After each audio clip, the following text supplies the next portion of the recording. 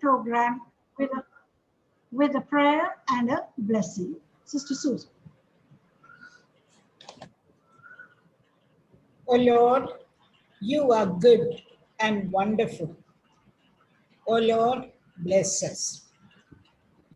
On this beautiful morning, we have come together to take your blessing, Lord, as we begin these 2-day research matters webinar series. We pray for your blessings on all the participants.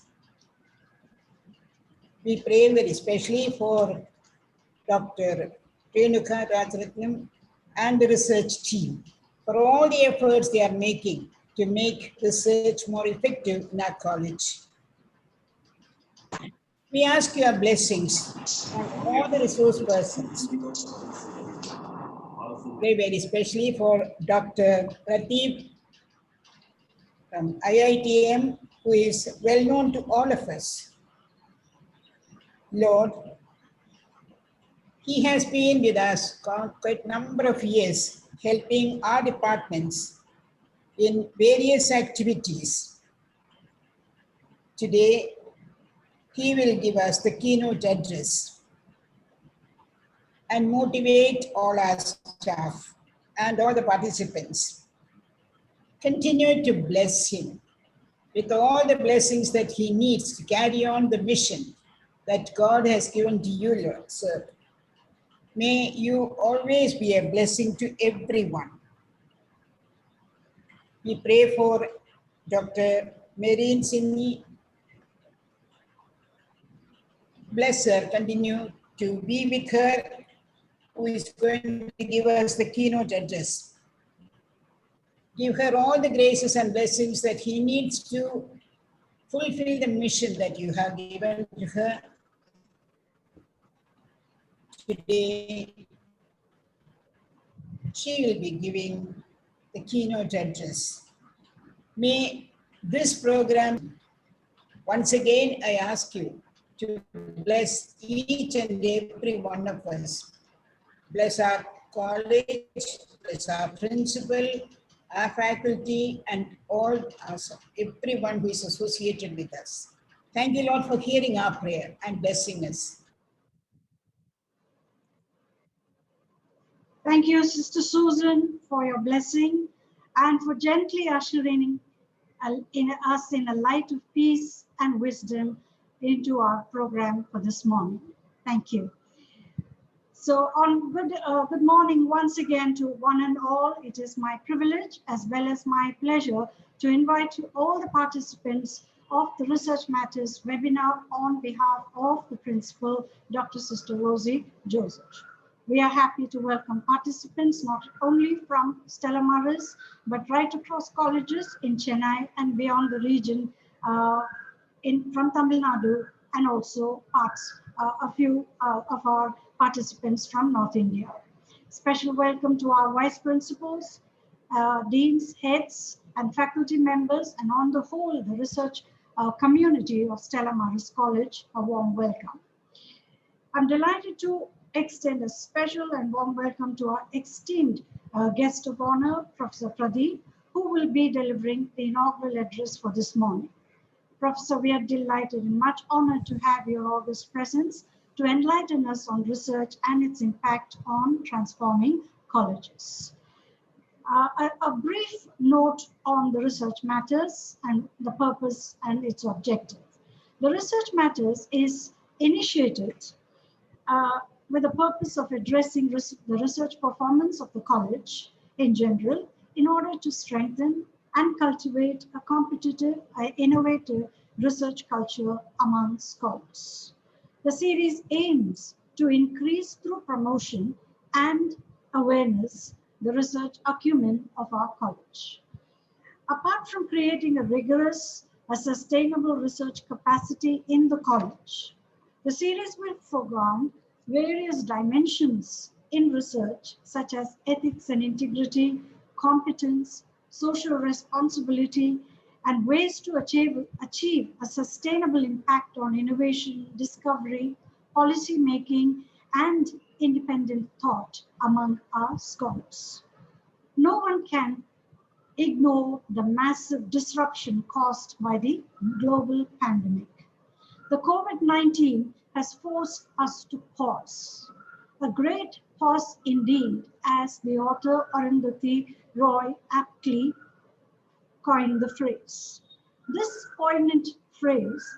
this poignant pause helps us realize that we need to reinvent and reimagine and how we may redevelop an education and research for our new future. What are the emergent procedures of transformation of colleges affected by research? Let's now turn our attention to the inaugural address, which will, I'm sure, offer and provide some valuable insights and answers to our inquiry. It is my privilege now to invite Dr. Mary N.L., Head, Chemistry Department, to introduce our inaugural speaker of the day, Professor Pradeep. Over to you, Dr. Mary Terry.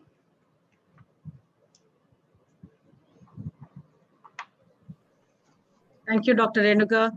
Good morning. I deem it an honor and privilege to introduce Professor T. Pradeep, Deepak Parekh Institute Chair Professor and Professor of Chemistry at the Indian Institute of Technology, Madras. He completed his undergraduate and postgraduate degree from the University of Calicut, doctorate from Indian Institute of Science, postdoctoral program from UC Berkeley and Purdue University. His research interests are in molecular and nanoscale materials, and he develops instrumentation for such studies.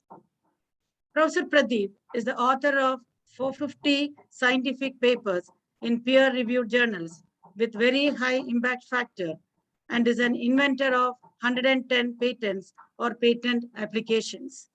In addition to the work on advanced materials, he is involved in the Department of Affordable Technologies for drinking water purification, and some of them have been commercialized.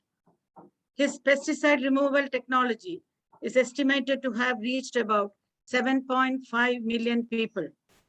Along with his associates, he has incubated 5 companies and 3 of them have production units. His arsenic removal technology, approved for national implementation, is delivering arsenic-free water to about 1 million people every day. He has completed several research projects supported by the Department of Science and Technology, DST, Government of India, and is currently the principal investigator for many research projects, which includes thematic unit of excellence on water purification using nanotechnology at IIT Madras, supported by DST. He is the recipient of several awards, which includes Padma Shri Award in the year 2020 for his distinguished service in the field of science and technology, Shanti Swarup Bhatnagar Award in 2008, and many more awards and recognitions. He is a fellow of all the Science and Engineering Academies of India, fellow of Royal Society of Chemistry, the World Academy of Sciences, and American Association for the Advancement of Science. He is the author of the introductory textbook, Nano, the Essentials, a textbook of nanoscience and nanotechnology, and one of the authors of the monograph, Nanofluids. He is on the editorial boards of several international reputed journals, and he has authored popular science books in Malayalam and is the recipient of Kerala Sahitya Academy Award for Knowledge Literature. And in 2015, he received the Lifetime Achievement Award of IIT Madras. He is a pioneer in the field of nano research and has always encouraged PG students of Chemistry Department SMC by providing them the necessary guidance and various platforms for research over 2 decades. And he is an instrument for introducing the certificate course, Exploring Nanoscience, Synthesis and Characterization at CRIST SMC in collaboration with the DST Thematic Unit of Excellence, IIT Madras. He has also played a very important role in coordinating the International Conference on Recent Advances in Nanoscience and Nanotechnology, ICRAN 19, organized by the Department of Chemistry in collaboration with the DST Thematic Unit of Excellence. Currently, he is esteemed member of SMC Research Council Advisory Committee and played a pivotal role in the drafting of research and innovation policy. Our sincere gratitude to you for always rendering your support to the college and the chemistry department in particular. It is indeed an honor to have Professor Pradeep with us today to give inaugural address for the Research Matters webinar series. Over to Professor Pradeep.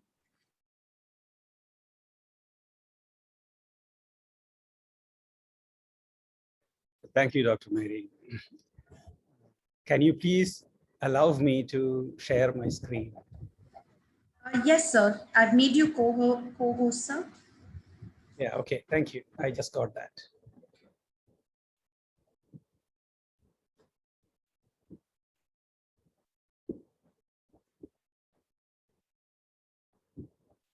Let me do a few things before I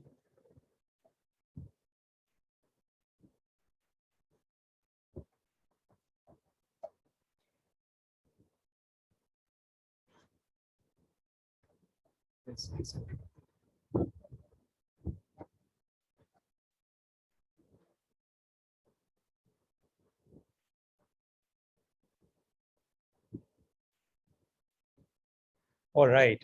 Am I audible? Yes, sir. Screen is visible? Yes, sir. Well, it is always a pleasure to be part of an event at Stella Maris. This college is dear to me, as many of my dear people are at this college. And it's a happy thing that this meeting is about research. And research is, of course, it matters. And it's important that you chose the right apt title.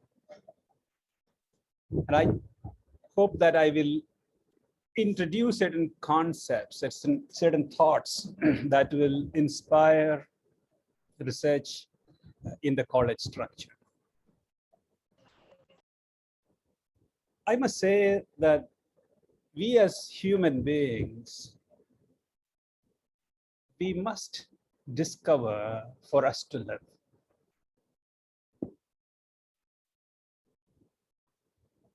And as Johannes Kepler said long ago in his Mysterium Cosmographicum, he wrote, "We do not ask for what useful purpose the birds do sing, for song is their pleasure, since they were created for singing. Similarly, we ought not to ask why the human mind troubles to fathom the secret of heavens." So therefore, thinking has been part of us. Thinking, of course, produces new knowledge. Discovery has been part and parcel of human being. And many people have said this in different ways. As Descartes would say, I think, therefore I am. Existence means thinking. And in the modern day world, the institutions that we created, they help us think better. They help us discover better. But then thinking and discovery has not been just recent. It has been as old as human being. What you see is a lion-headed figure that was dated to some 40,000 years ago, 40,000 years ago. And this was probably the oldest of human creativity that we could find today. There are several other examples of cave paintings and many others. But thinking has been part of us.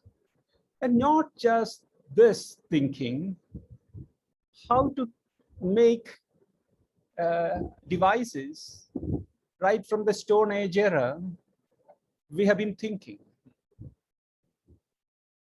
And this thinking has created artifacts. Thinking has created civilizations. This thinking has created all that we see today. Everything that we have, our instruments of production, our instruments of manufacturing, our instruments with which we live, they're all a result of thinking. Thought has, of course, created great institutions. So over the years, thought has produced different branches of science: chemistry, physics, biology, linguistics, mathematics, many others. And with these, we create better and better ideas. In fact, these institutions that we created transform the world. What you see is the Royal Institution, in which Davy worked, in which Faraday worked. Cavendish was instrumental in building this institution. And these institutions transformed the world. And these institutions also unified people, unified subjects. And there's one great person whom you may recall. This is, you see, Faraday, who sort of symbolized all disciplines. He was a natural philosopher, as he would call himself. Such people not only produce ideas, they put these ideas in the form of research papers. What you see on the screen is the very first research journal, the transactions of the philosophical transactions of the Royal Society, dated 1665, the first issue. So we created science, we published them, we built institutions for them. Using those science, we built all the artifacts that you see today. All our inheritance, that the possessions that we boast of today, are a result of these institutions and essentially thought. How large, how big thought can be? You know, India, all its wealth put together, India's wealth can be estimated to something like $13 trillion, US dollars. So all our buildings, roads, all the bridges, all that we have, all the factories, production, everything can be built with that money. And what you see on the screen is one discovery that can probably be as large as that wealth. This, what you see, is a discovery that happened just in 1947, the transistor. What can be the financial equivalent of transistor? Well, transistor has evolved over the years. 70 years of transistor is what you see the world is today. The computers and the internet and everything else that you see today is transistor. And therefore, discoveries are something larger than nations. Obviously, they are much larger than nations when it comes to things like transistor.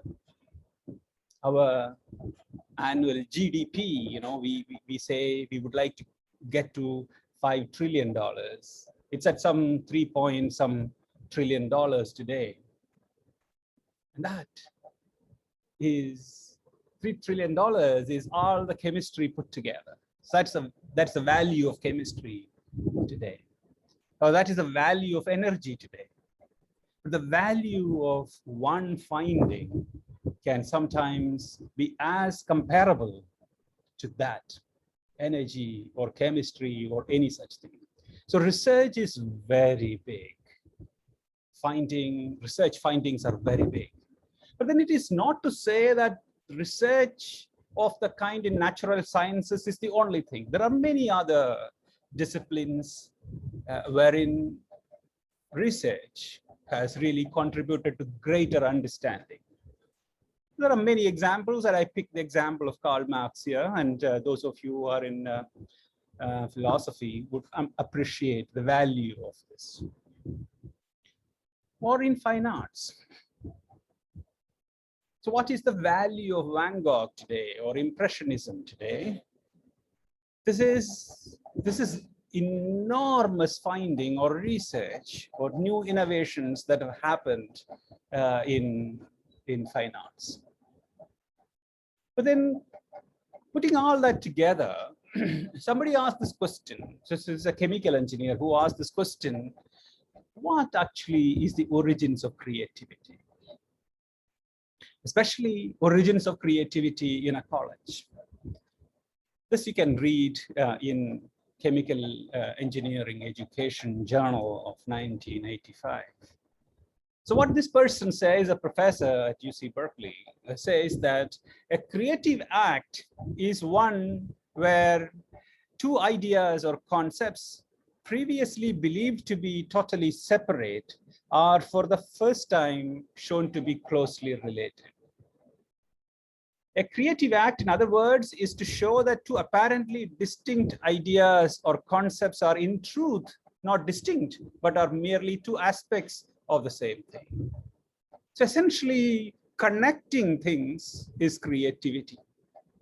There are many examples of this, and I used to lecture on these in my courses. So for example, the discovery of C60 is a great giant landmark in the science of chemistry or materials, can be traced to some specific findings, specific to marriages of two disciplines. Well, one can go on, and I chose to take one very important finding of modern day, modern science. So here is the interpretation, you may say the Copenhagen interpretation of quantum mechanics, which is today approved as one of the important directions of quantum mechanics. So this is, I do not have time to discuss this in great detail, but to tell you that this is because of the understanding of Niels Bohr, who was considered as the dad of n lambda equals, Bohr said that energy difference delta E is multiples of quanta nh nu. So this is the basis of quantum.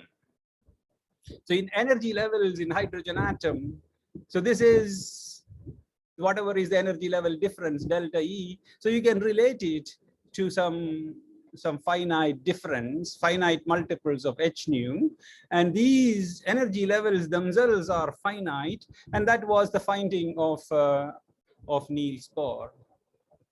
So he said also that the wavelength, the electron moves as waves, so the circumference of this particular orbital or orbit, so that is an integral multiple of certain wavelength.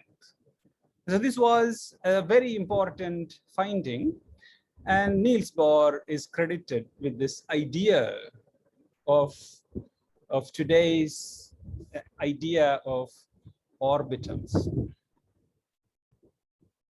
Now, this of course was taken forward in many different directions, and many other findings came, and that together we call today as quantum mechanics.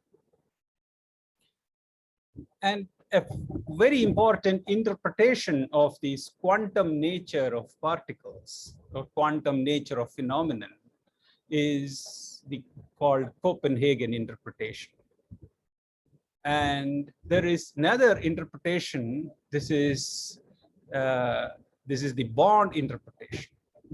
So these various different kinds of looking at the same thing This happened because of Bohr's familiarity with the Kierkegaard's concepts of being, of existence. Now, the two apparently interconnected thoughts, one of physics, another of philosophy, they are apparently, well, different, but really they are the same. So this was what this particular paper was talking about. So essentials of creativity come by natural marriage of multiple disciplines. And only if these things happen, new ideas are born. As Thomas Kuhn would say, paradigm shifts in knowledge happens because of these kinds of marriages. Now, universities have to become that place of marriage. And of course, ideas build the world, new ideas build the world, new ideas have to be born from or in classrooms. And one of the very important products or scientific minds of India, or India produce, Professor Chandrasekhar would talk about scientific walk or discovery is climbing the limitless ladder. With that climbing of the limitless ladder, we produced everything. So that's what you see today. This is the sky view of Chicago. What you see is everything is a product of that thought. Thinking about it or thinking through this, it is just the past 200 years of scientific thought that has produced these views. The material reality that builds these views as a result of that. But it is also important to realize that organized research does not happen without planning. Organized research happens through the creation of institutions such as the National Science Foundation, or in India, you may call it SCRB, or several different funding agencies. The father of all these funding agencies is this NSF in various institutions, various countries. And that happened because of this great report of Vannevar Bush, Science, the Endless Frontier. And today, if you read that book or that report, very short report submitted to the president just after the Second World War. So that gave birth to the power of scientific creativity and how institutions should nurture scientific creativity. What Vannevar Bush said was that without science, organized science, that is owned by the government, we are not going to prosper. Science has to be the job of the government, and funding for that must happen by the government. And that changed our institutions. That changed America. The modern America, by and large, one may say, is because of this Vannevar Bush report. Now, such things, of course, many other things have happened. Vannevar Bush's report happened after the establishment of universities. But then there were great institutions of this kind, such as Oxford or Cambridge or Stanford or MIT or Berkeley, or institutions of this kind, which with Vannevar Bush's report and the creation of NSF, many great things could be happening, could happen. What is such a university where new ideas blossom. A university should be, well, it is in Wikipedia, you may see this as an institution of higher education offering tuition in non-vocational subjects and typically having the power to confer degrees. But the university is a place where battle of ideas happen. And universities are places of independence. The very original thoughts on democracy happened here. And of course, this academic freedom happens only if there is democracy. Universities are places of excellence. And every individual has only one direction to go, that is to go upwards, limitless growth. And universities are places where are surrounded by Himalayas in thought. Universities are places of honesty, ethics, and virtue. Of course, universities care for the humanity and nature. And so universities sit at the very edge of knowledge, expanding horizons of knowledge. The universities expand, knowledge, of course, expands. But in many cases, discoveries happen because of an event. So you may today recollect this apple falling on Newton as gravity. The event could be such as what Gandhi faced at Petermarisburg station, and he was thrown out of the the train.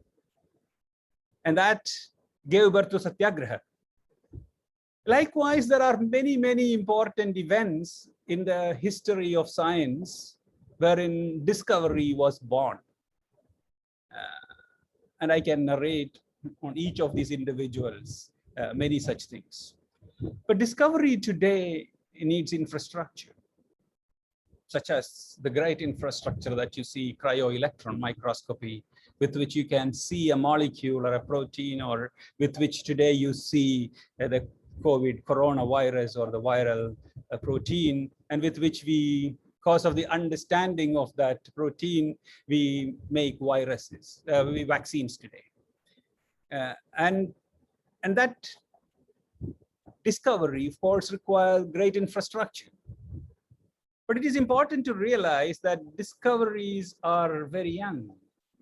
So this is our science in the past 220 years or so, right from the discovery of atoms or the proposal of atoms in 1800 to today. Science is very, very, it's very young. So obviously, many things to be discovered. First compound, as a chemist, I would say the first compound was made in 1828. That was urea in a chemistry laboratory. Synthetically, something was made. But today we have 8 million organic compounds and 1 million inorganic compounds, 9 million compounds or so. But then what is the ocean out there? Many, many more. So much to discover in every area. I just mentioned about chemistry, but in many other areas. So science, of course, presents numerous opportunities.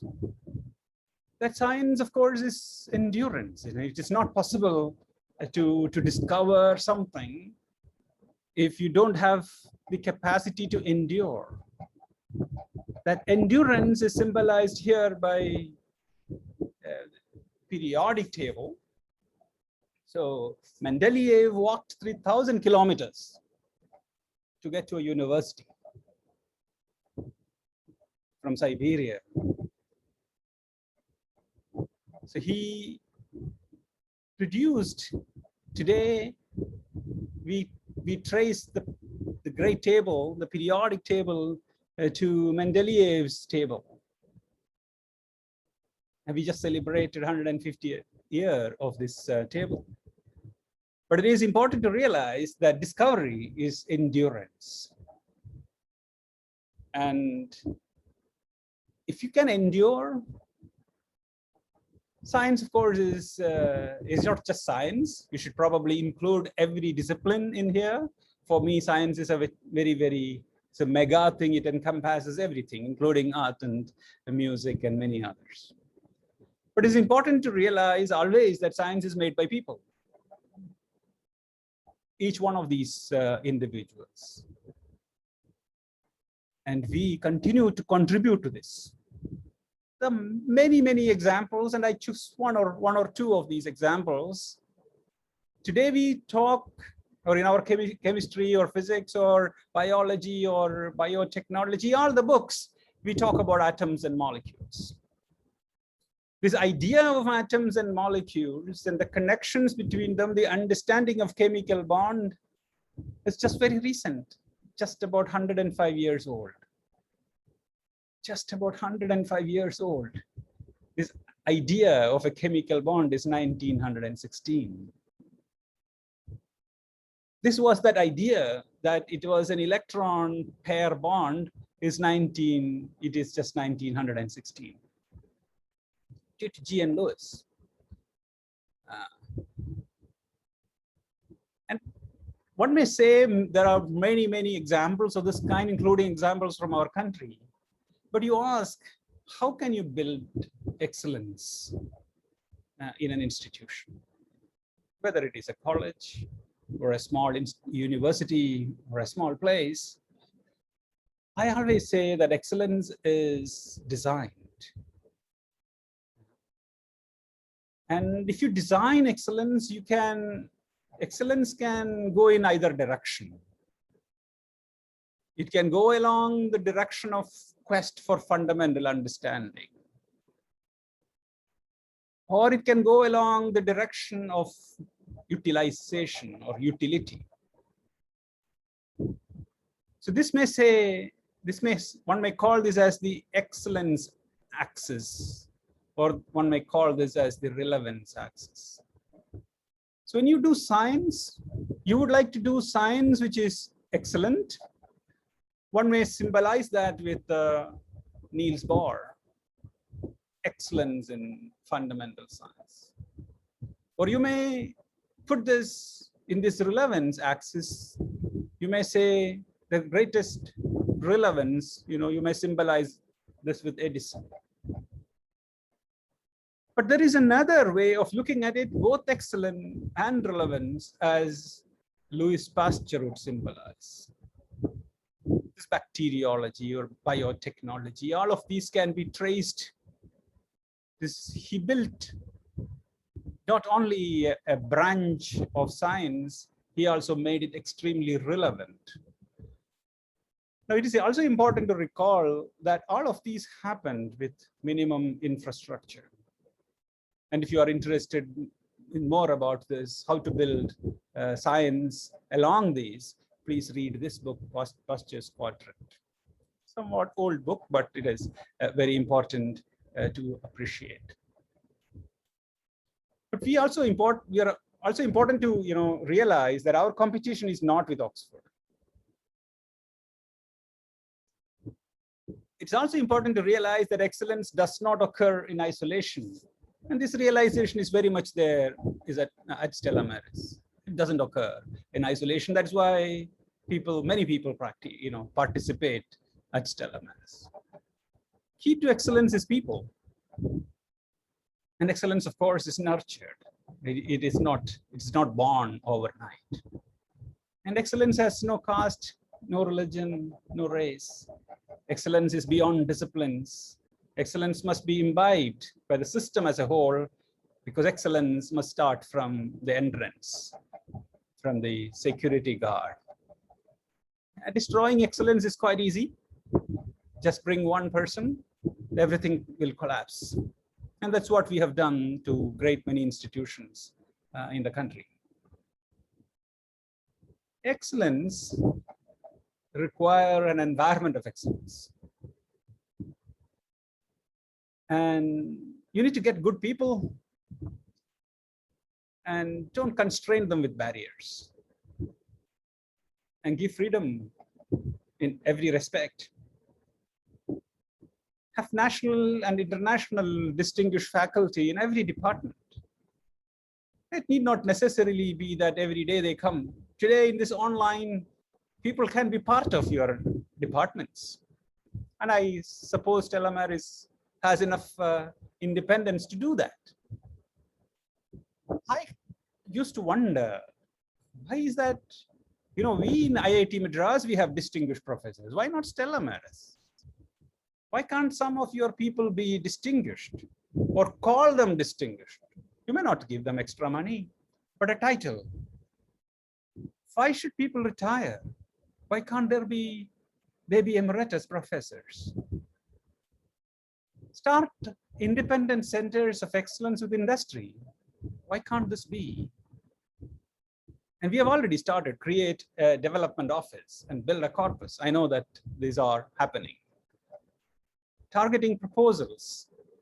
25% of the faculty to have sponsored projects. That is essential. Create a mechanism so that no funding opportunity is missed. And I know that this is happening. Publish 10% of the papers in the best places. We need to create a machinery for implementation. And I don't think every faculty member can run around for getting an oxygen cylinder or an argon cylinder or liquid nitrogen. And a machinery for implementation has to exist. And no paper or no project should suffer due to procedure. And of course, you are much better off having an outreach program. If you start looking at that an excellent institution with the limitations of a college, what could be good research programs? There are many examples, and I took one from a 2020 paper. So this is a piece of wood. Let me just show you. This is a piece of wood. This piece of wood was converted to a sponge by a simple chemical process. And that is that this paper is about. This wood has been converted to a sponge. You can press it and take it, press it and take it. And you can make it increase conductivity, decrease conductivity. You can make it an insulator. You can, so you, in material science, you bring in new things, new capability. And this is very much possible and a very small finding. And I'm talking about 2020 finding in one of the very best places of science. So what is an idea to do this kind of science? Well, it is a good idea.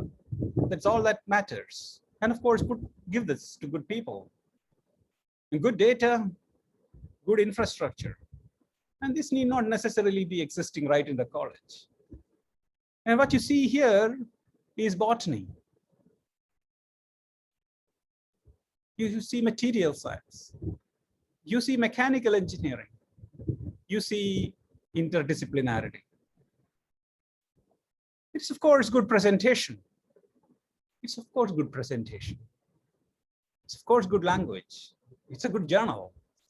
Of course, if you have to do this, it is all perseverance. So you look at this figure, it is not a figure that was born in a day. Figure takes quite some time.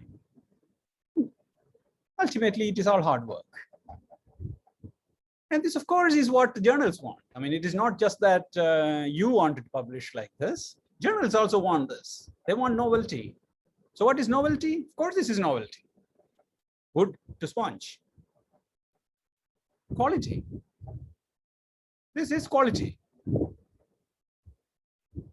That's understanding. How does it happen? Understanding.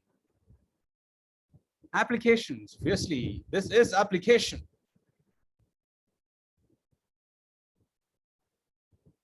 And that is presentation. That's language, scholarly writing. Credits to people. And don't depend on others. Stand independent. So all of these is what journals want. And this is very much possible. Is it possible for us to get there? You need to just look for impact and not impact factor. You need to look for awards, rewards, and fellowships, and many others. And fortunately, opportunities exist. But I must say that in a college like this, there should be creating more opportunities, more fellowships, and more opportunities for students. Everyone who does something or the other should get some return, some award. And giving 1 to 100, one award for 100 students is not good.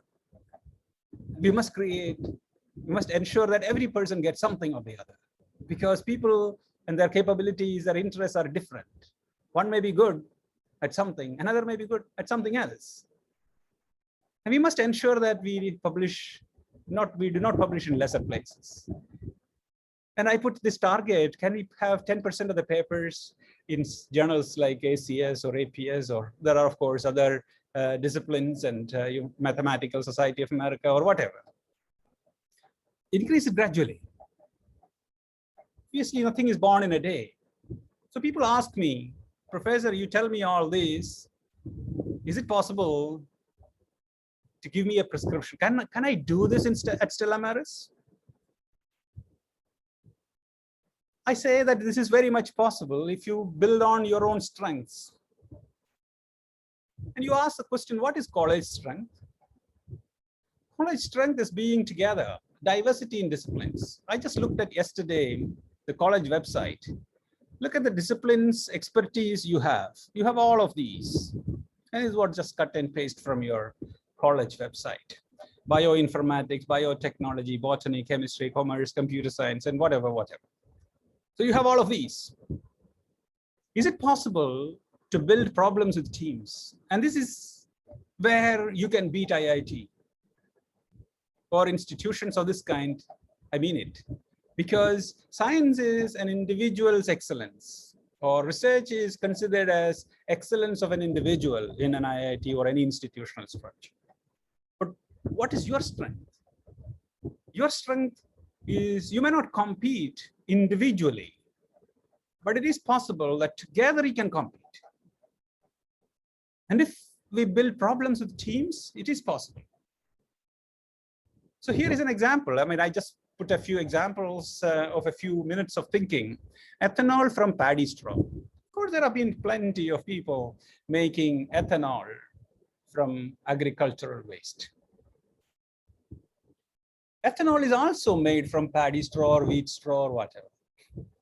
But there is no viable methodology today to make ethanol from paddy straw in South India.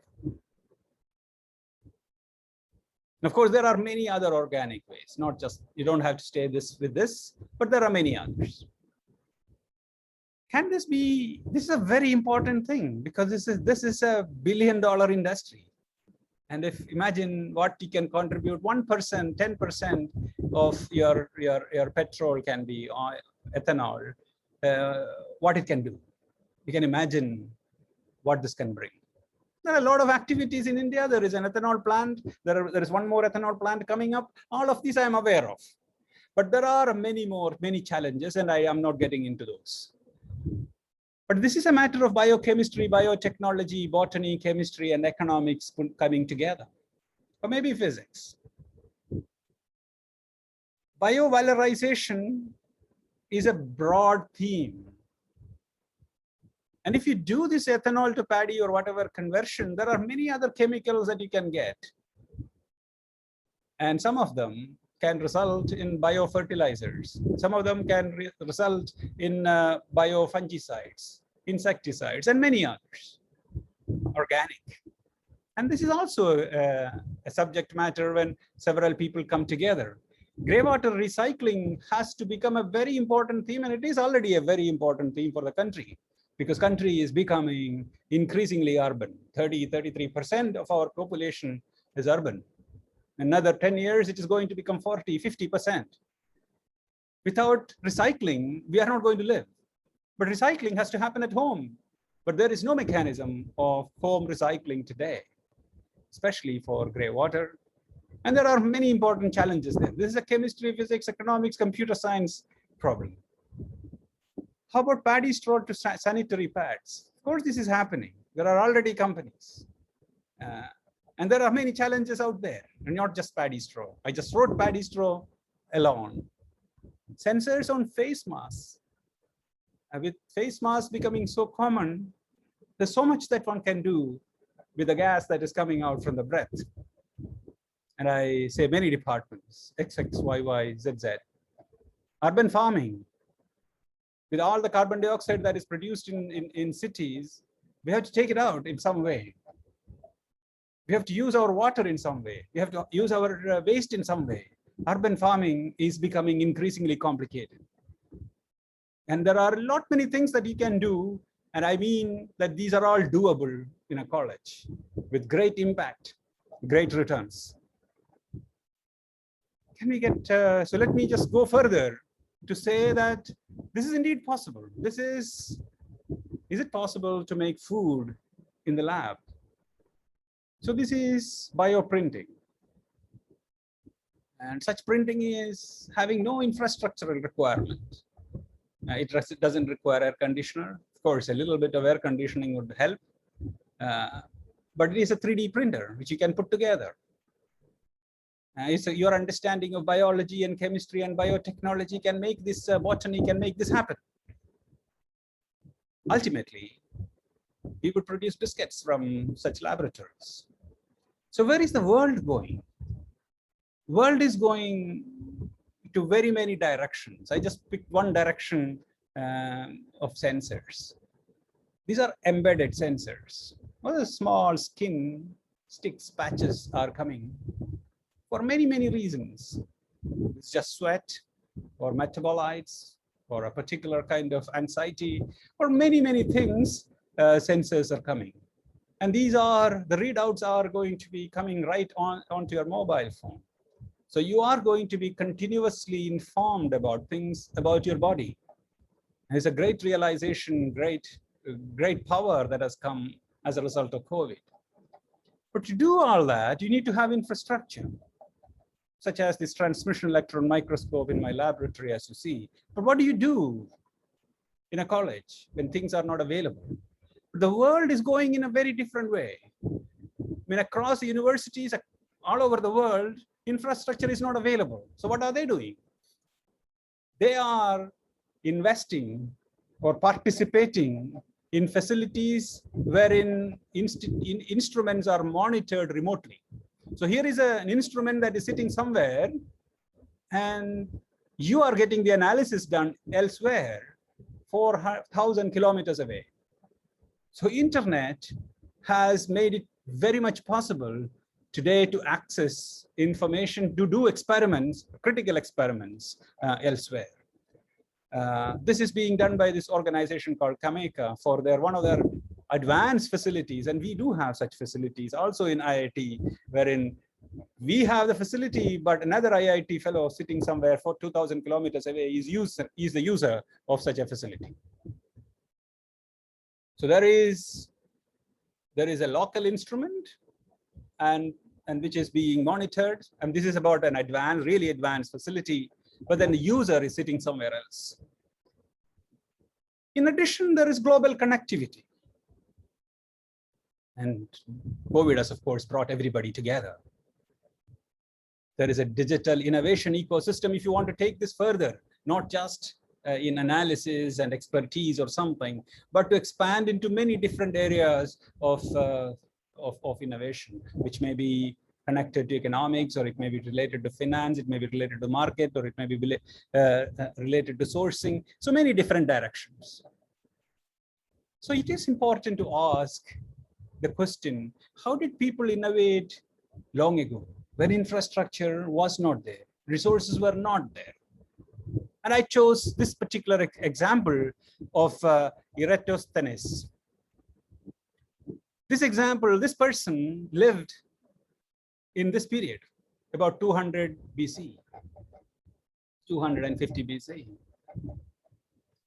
And he measured, when he was the first person to measure the circumference of Earth accurately. He said that Earth is a sphere. And how did he do that? He was born in Cyrene, in modern day Libya, and he lived most of the time in Alexandria. That's Alexandria is in Egypt.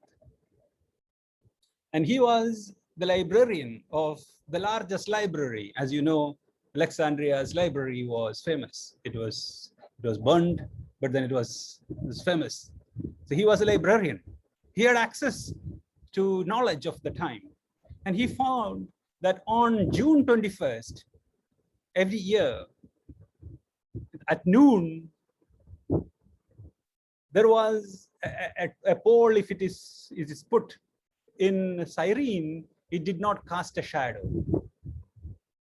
It did not cast a shadow at Cyrene because sun was just above it.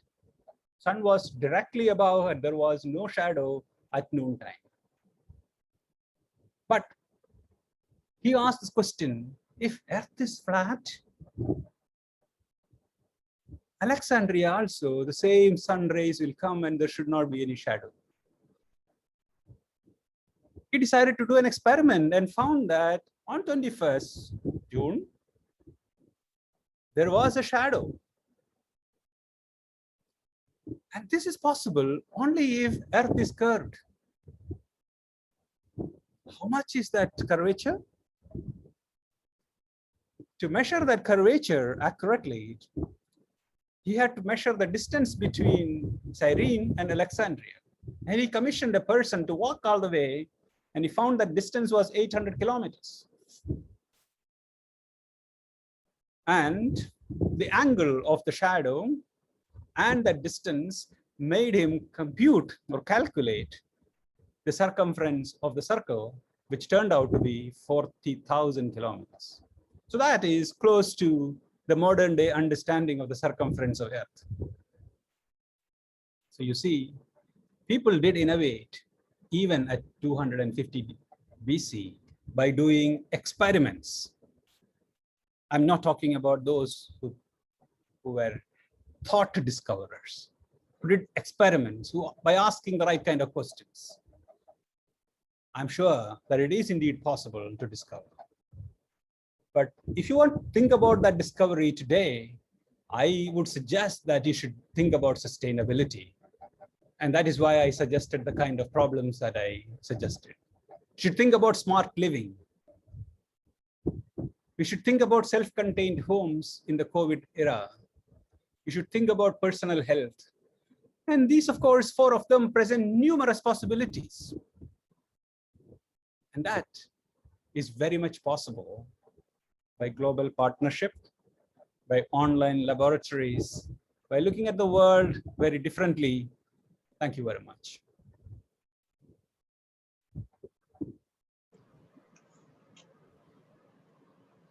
Thank you, Professor Pradeep, for your scintillating, absolutely scintillating dissemination presented through a wonderful narrative on research and its power to transform.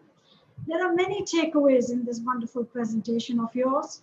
And of course, I would just like to mention a few that really shine with intelligence, which is the power of creativity in research, the idea of university to transform lives and our environment, idea of excellence in design, in environment, and research in relation to humanity, which was so deep. And above all, we'd like to consider and take your advice seriously on how we may build on our strengths and also how we should innovate within the context of COVID and the new emerging trends in education. Thank you so much. On behalf of Stella Maris College, I extend a grateful thanks to you and for your inspiring and brilliant inaugural address. Thank you once again. Thank you. Thank you. So we move on now to the second session of the program. And I'd like to invite Dr. Miruna George, former head of the English department, to present our speaker, the keynote speaker for this session, Dr. Mireen Simiraj, once again from IIT Madras. So over to you, Miruna, kindly join us. Good morning. It's indeed my pleasant duty to introduce Dr. Merin Simiraj, today's resource person for this session. Dr. Merin Simiraj is Assistant Professor in the Department of Humanities and Social Sciences at the Indian Institute of Technology, Madras. She is the co-principal investigator of the Center for Memory Studies, which is an MHRD collaborative work, and chairperson of Indian Network for Memory Studies. She's currently working on 2 research projects on 360-degree procedural training, along with the XR Lab TCS Chennai, which is an immersive digital archiving endeavor. She researches in memory studies, literary historiography, Kerala modernity, and digital humanities. She has to her credit a number of articles in national and international journals. I would like to mention only a few of her very significant work. She has co-edited the book Anglo-Indian Identity, Past and Present in India and the Diaspora, brought out by Macmillan recently in 2021. So with that brief introduction, I would like to hand over the session to Dr. Merin. Over to you, Dr. Merin.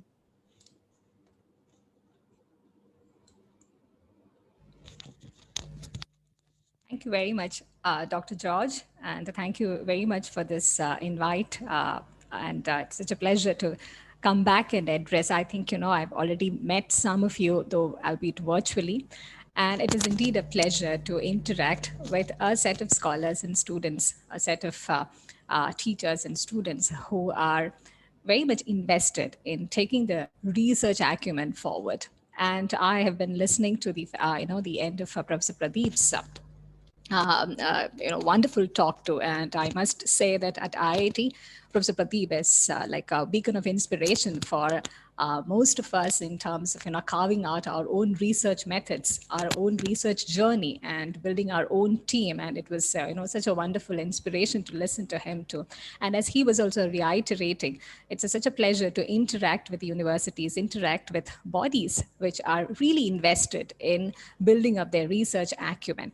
And I want to begin with this note that I quite like this idea about the way you had titled the series itself. It's about research matters, yeah, and it could be read in 2 different ways. One, research matters, as in the matters of research, and the second thing, research matters, yeah. So whether it is at a college level or a university level or in any broader spectrum, research really matters in this journey, in the academic journey that we are all part of.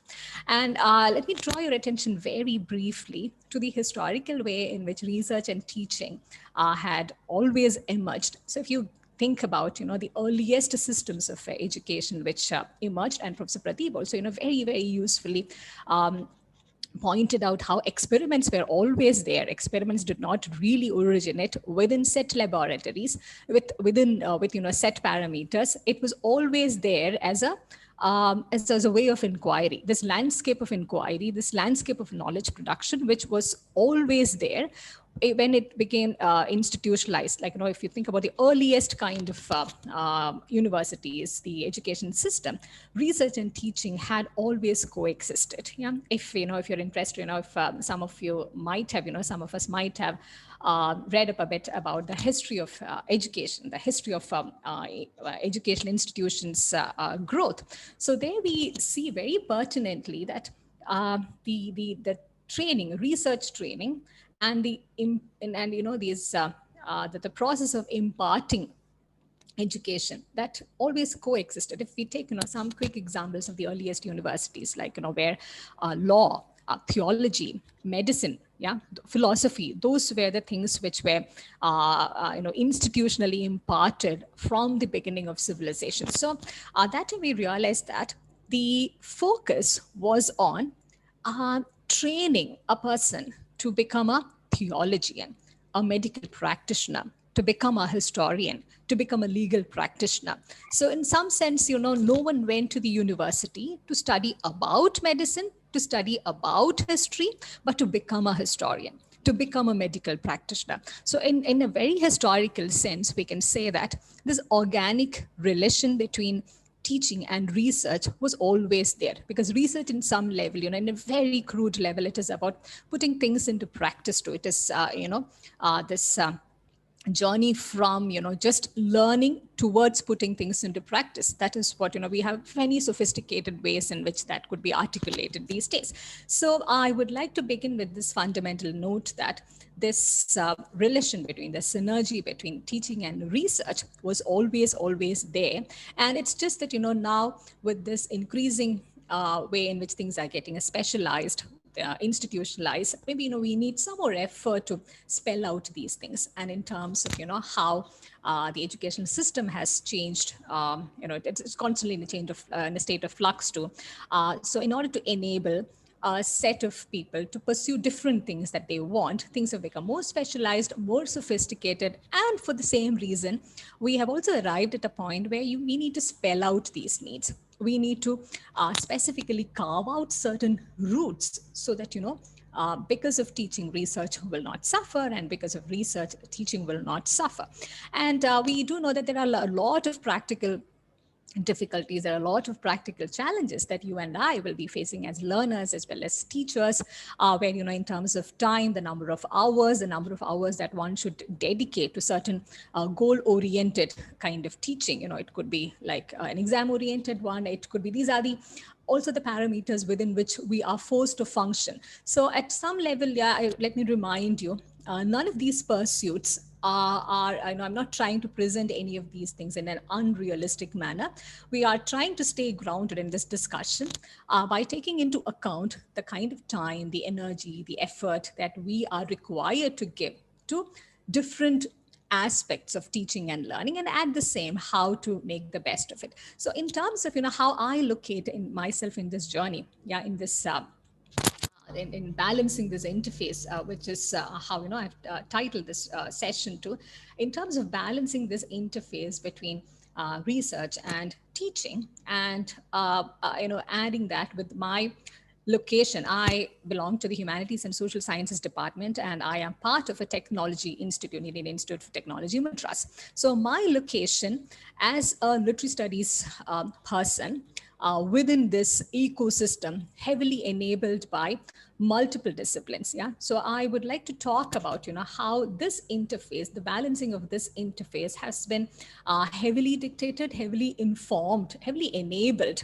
by different tools of technology. So before I get into this, in terms of the historical positioning, in terms of the broader ways in which educational systems, educational organizations, and our various processes are structured, if you think about, you know, the connection between teaching and research, our academic trajectory is heavily governed, in a very cyclical way. We first learn, and then before getting into a teaching profession, if I may call it so, before getting into a teaching profession, we also need to prove first our acumen, our credibility as a researcher. So we learn, we prove our credibility as a researcher. It could be, you know, a PhD degree or a research degree that we get. It could be the publications that, speak for our research quality, our research credibility.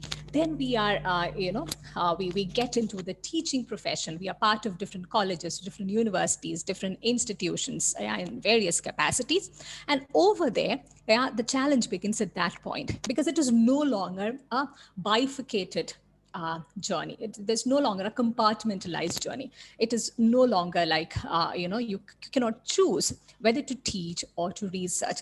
It is I want to, position, I want to locate my talk at this critical juncture where we are trying to bring in a synergy between the both. It's never an either or situation. In fact, globally, this is a much debated issue now. And there are also, you must have heard about these dictums like publish or perish, and how there are certain kinds of institutes which put a more, a more accentuated focus on research, and a few who put a more, heavy focus on teaching. So we are trying to, I think, the way in which Stella Maris ecosystem has been looking at these two processes are, looking at them as a journey which will, which will be very dialogic, which will have, some synergy between teaching and research all the time. So I will present to you some of my thoughts and also take you through my own research journey, though very limited it is, and to, perhaps, open up a dialogue in terms of, how these different things could be brought together. And so let me very quickly share my screen.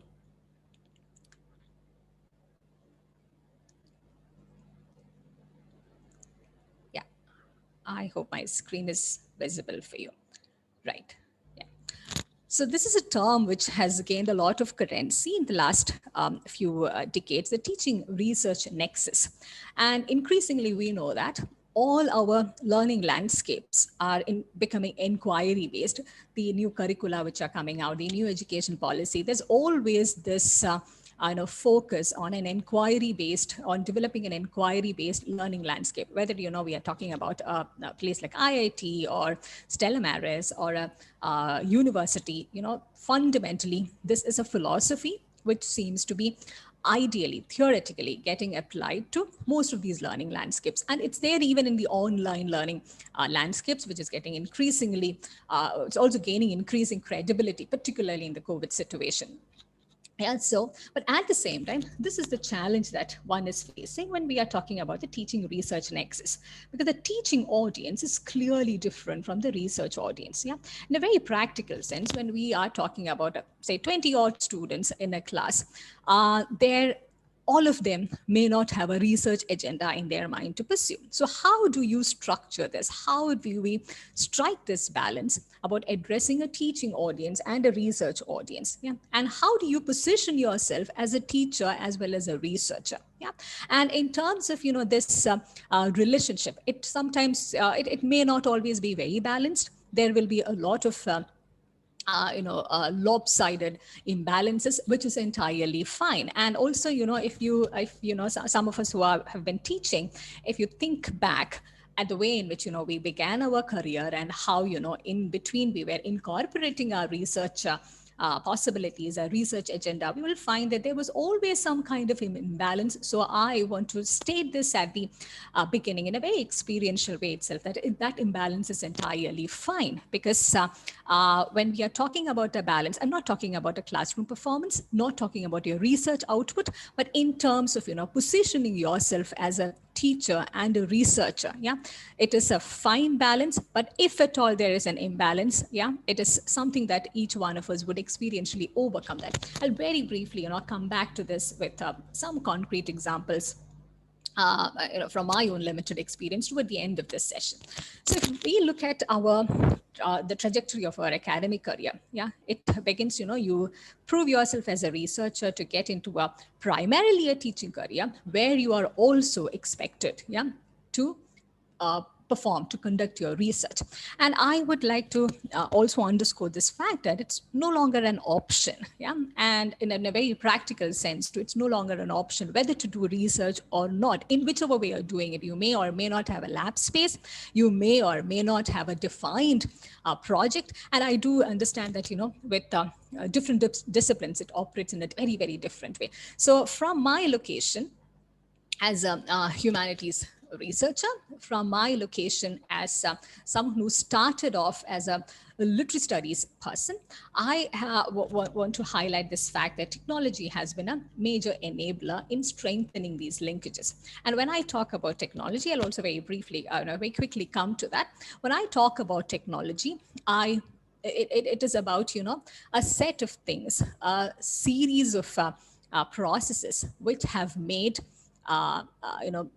one, life easier for us, and which have made certain kinds of academic and research processes easier for us to. If you think about, if we go back to the 15th and 16th century, printing, when it began, it was seen as, one of the most important path-breaking technologies, which it still is. But today, when we are holding a book in our hand, we are not hardwired to think about book as technology. Book has become something very conservative, something which with which, you know, that the paper, the tangible effect of the paper has a more emotional attachment to us than a digital book. Yeah, the digital book is seen as technology, but the book we've not now, you know, hardwired to look at it as technology. And if you think about, you know, this is also some of the things which some of the things which have you know, underscored my say research interest in memory studies. The way we are wired to think, the way human brain is wired to store memory has also changed with the changing technology. If you think about, you know, say a book, and after that, say a series of things, it could be a photograph, it could be you know, a motion picture, and after that, you know, and after say the 2000s, and it's almost difficult to keep track of the technological changes which has come by. And now when we talk about memory, it is not just human memory either. Yeah, so I'm just, you know, moving a bit fast. I'll come back to these bits a bit later. So the challenges in terms about strengthening this linkage. Yeah, and this is an ongoing process. The research teaching journey, it's an ongoing process, and I have identified, you know, technology as an enabler. It could be multiple things. It could be for some of you, you know, it might be certain kinds of spaces which become an enabler. It could be, you know, access to certain kinds of communities which will become an enabler. Yeah, so it is also very important, as and when we are going through this process of teaching and research and then going back to teaching, you know, this back and forth journey, which sometimes will happen, most often will happen, like, you know, simultaneously. It's very important to be able to carve out, to be able to identify what exactly is that thing which will strengthen this linkage for me. Yeah, it may not be the same thing for all of us, because, you know, because of these, you know, we all inhabit these different sides of knowledge production. Yeah, so I use this term in a very broad sense as a site of knowledge production, because it's no longer the physical space which operates as a site of knowledge production. There was a time when one had to go to a place. Still it is in a very technical sense, but the transition had begun with an increasing digitization, with the increasing emergence of these global and local networks, which with online learning,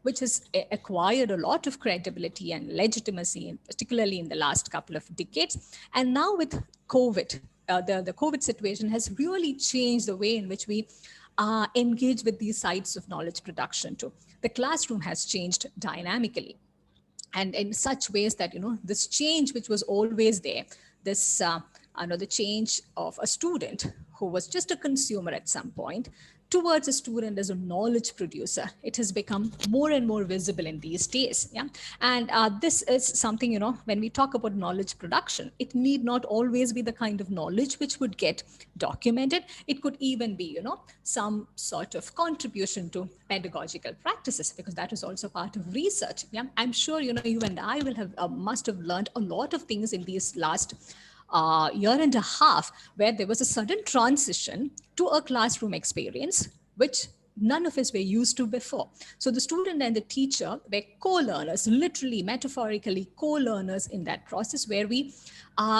you know, engaged in a dialogue as to how to share knowledge. Yeah, know, what's the best platform to use? How do we ensure that, you know, how do we replicate the earlier classroom practices? How do we engage in discussions? Do we need newer platforms? Do we, you know, need to use WhatsApp for quicker communication? Should we use Google Drive to share material? So there was, you know, the site of knowledge production, particularly in the last year and a half, had changed drastically, and in very, very real terms, not just in terms of, you know, producing huge research, visible, tangible output, but also in terms of, you know, the evolving pedagogical practices. We find that the student becomes an almost an equal contributor to this. And of course, you know, there's always this question which was there historically, which will continue to be there too. There will always be some privileged sites of knowledge production, certain privileged sites where, you know, which will operate as nodal points of knowledge production. And more than that, whether we like it or not, there will always be some sites which will legitimize the processes of knowledge production. Some bodies which will always say, okay, this is the knowledge that will have more credibility than the other. Think about, you know, those, say, Scopus Index journals, for instance, or certain kinds of universities which are part of the Ivy League, yeah, or the UGC care list, yeah. So there will always be certain kinds of privileged sites of knowledge production. So in this discussion, we are also taking a very, very realistic look at all of this. There are certain things which we have to abide by, and things will always continue to change as well. But more important is this, this ability to identify where we locate ourselves in while we are trying to arrive at this synergy between research and between research and teaching. Yeah. So I'm just giving a quick example about the context of different disciplines. I am giving you a set of things that I have been able to branch out to in terms of collaborations, in terms of my own research, in terms of, the student engagements as MA projects or PhD projects. Yeah. So by staying rooted in my own discipline, these are the range of things, some of the things into which I have been able to branch out into.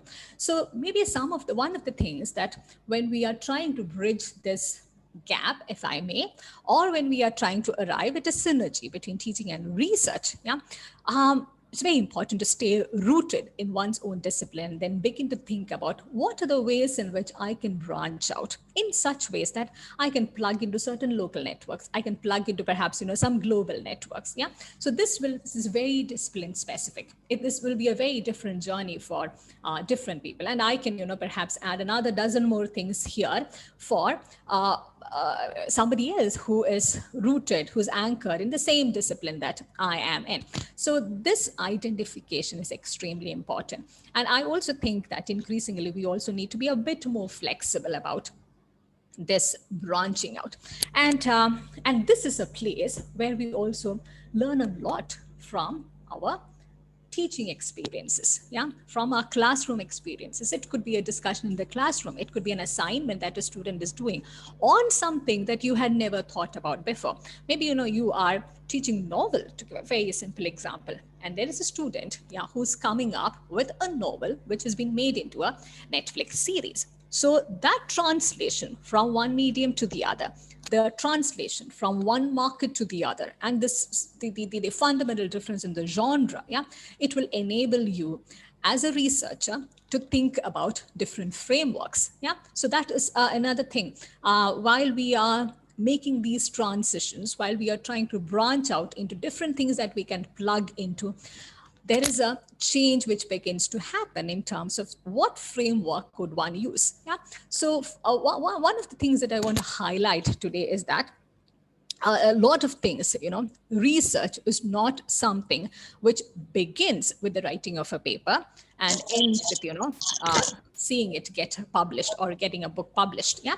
So research is a process which should always stay rooted in this fundamental exchange between a teacher and a student, because there are a lot of possibilities. I have immensely, of course, some of the things will be very discipline specific too, but I'm sure that, whether it's a lab space or a classroom space, irrespective of the disciplinary context, irrespective of the disciplinary limitations, there is much that we can learn, we can attribute. There is a freedom to experiment, even while, I emphasize this, even while staying rooted in some of the limitations of the curricula too, because there is not much. Sometimes, one may not have a lot of freedom to move around and push the curricula around, push the course content around. Even then, it is possible, yeah, something to branch out, to plug into something which is slightly outside of your own comfort zones. Yeah. So if you, I'm leaving this very open-ended in terms of the different kinds of technology that one could use. Yeah, it could be one in a very, very fundamental way. Now, even the way we connect as learners, as teachers, as researchers, yeah, technology now plays a very, very significant role. So one needs to begin accessing this point with the fundamental knowledge that technology is something that we cannot now push away from. And technology is not something which happens out there in the laboratory either. For you and I now to be able to interact, for this, 200 odd people, all of us to come together, technology has to be there in a very, very fundamental way. The voice should carry, our network should work, because, I mean, nowadays, most of our discussions, whether it's a classroom experience or a seminar or a conference, we start with this, am I audible? That's a new hello. That's a post-COVID hello. Am I audible? Because if I am not audible, no matter what I am doing over here, it makes absolutely no sense at all. So technology in some sense has become the real connector. It's a very, very tangible connector. So irrespective of our disciplines, we begin with this assumption that, technology is part of our lives in many ways. And how do we integrate that into our own disciplines? And this transition is also important. It was always important. It was getting, more and more significant, I would say, from the late 1990s onwards, when the market conditions began to change, when globalization also began to become a very a national concern as well. But now all the more, because it's a very practical thing to do as well. Some of those aspects, I'm leaving this very open-ended for you to just connect the dots loosely, depending on the kind of disciplinary location and the kind of the way in which you would want to look at technology, the tools of technology. So this is, based on a lot of ongoing research, particularly in the Western universities, where they're trying to arrive at let's say, some of the points where, trying to arrive at a synergy, for want of a better word, to bring the aspects of teaching and research together. So if we look at these terms, we would find that whether we have, say, articulated this before or not, whether we have or not seen ourselves as a researcher, these are some of the things that we have always been doing in class, in varying degrees. Our teaching was either research-led, research-oriented, research-tutored, research-based, research-informed, and there was always, research was, in that sense, there's a, it's quite a cyclical process to it. And when we go back to our research, it's always teaching influence too. And what happens in the classroom, you and I know, some of you would know it much better than I do, because of your very rich experience in teaching. And you would know that, the kind of influences that we get from the classroom, it's just unlimited, much more than, one would get by reading up and getting, because there are these young minds coming in from different locations, with different influences. And if we have if we are tuned in the sufficient way, the way in which teaching will influence your research back, it's just tremendous. So I'm just highlighting two things over here, which I believe should be part of any pedagogical exercise, in terms of actively linking up research and teaching. First of all, I guess teaching should slightly, move on to the training mode as we advance in our careers. And it's also something that the students would rightly expect, to be trained as a critic, to be trained as a historian, to be trained as a scientist. That training should perhaps begin from the undergrad days onwards. And how do we do that? Two things which could be done irrespective of the discipline is teaching the students how to manage knowledge sources. And how do we do that? When we are trying to link this up, you can find that, it goes back to either research-led, research-oriented. It fundamentally goes back to our experience as a researcher. It could just be, the experience that we had as a PhD candidate, or while working on a paper, maybe you didn't have a convenient lab setting, irrespective of that. So once you begin to train your students, once we begin to train our students in how to manage knowledge resources, once that discussion becomes part of an everyday classroom process, it really can work wonders. I mean, I don't know if there are some of us who haven't tried this out yet. This will lead us to a lot of discussions about knowledge sources, and which is the one, to separating the knowledge sources from, the ones that are reliable, ones that are not reliable, and that also, takes you to the next process in terms of identifying the gap in those knowledge sources. Yeah. For instance, I'm giving an example which is like, closer to our discipline. If, for instance, you are, say, you are teaching on, let's say, post-colonial literature. Yeah. And when you are talking about knowledge sources, when you enter into a discussion about the kind of texts which have made into a certain, into this curricula, yeah, that discussion will automatically, which should ideally also lead you to the kind of texts which were not part of it. That gap, yeah, it opens up some research possibility. And in the same way, if we are, if it's a science-based classroom experience, yeah, rather than, of course, there are certain kinds of theories, there are certain kinds of sources which we have to consume in a certain uncritical way, but there are always ways in which things could be opened up, yeah, because the scientific landscape is changing, the market conditions are changing. The moment, something about the knowledge source out there becomes a part of this discussion, it opens up a lot of gaps, and gaps are what we ideally need to begin a research process. The inconvenience, the discomfort of a gap, yeah, because research will never happen in a very convenient situation. If everything looks very neat, if everything is laid out neatly, we don't have a research project there. There's no question there. Yeah? Research emerges when there is a gap, there is an inconvenience, there is a discomfort, there are students that there are questions that come up, from your audience to which you don't have an answer, and you have some gap over there, productive gap, a very uncomfortable gap, a very inconvenient gap, but a very productive gap. Yeah?